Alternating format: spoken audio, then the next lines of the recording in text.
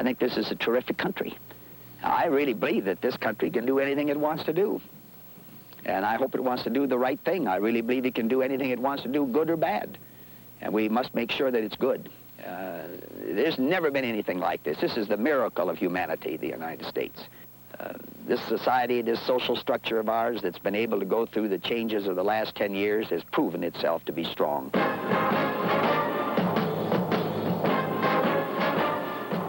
For 25 years, Hubert Humphrey's voice has been heard in the councils of the world.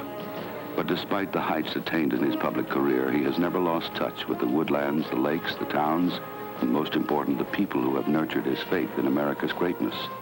A faith that has inspired him to a life of service, and that is a matter of historic record. 1945, Mayor of Minneapolis. Lots of people talk about how you can just stamp out crime. You literally take your life in your hands when you do that, and we did that. I was young. I made up my mind that I was going to do something about it. And we on the police department had just about given up hope of ever having a mayor who would have the guts and the honesty to clean up that situation. Humphrey had the guts and he had the honesty. 1948, Hubert Humphrey, United States Senator.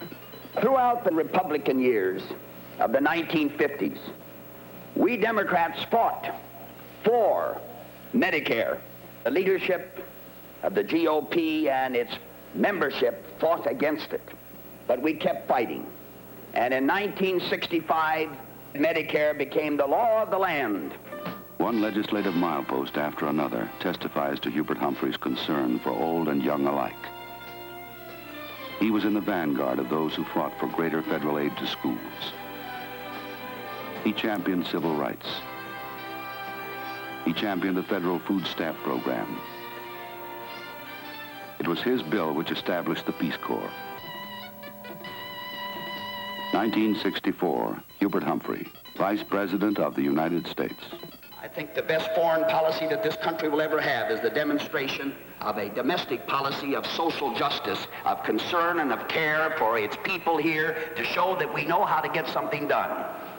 The worst kind of hypocrisy is to promise great things to other people when you can't even do little things for your own people.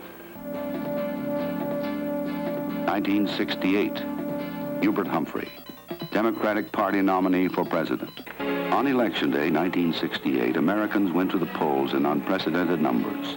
When the ballots were counted, more than 31 million had registered their approval of Hubert Humphrey and his program to put people first. His defeat was so narrow that had one voter in every precinct switched to Humphrey, he would have been this country's 37th president.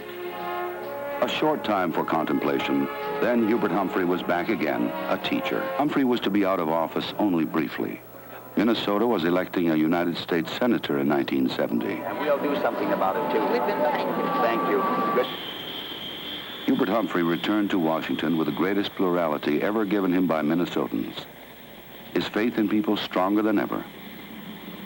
A faith so abiding that when urged to submit his candidacy to the national electorate this year, he would say, I have just signed a certificate declaring my candidacy for the Democratic nomination for President of the United States. See, we the people of our Constitution's preamble has too often been forgotten by those who govern or seek to govern.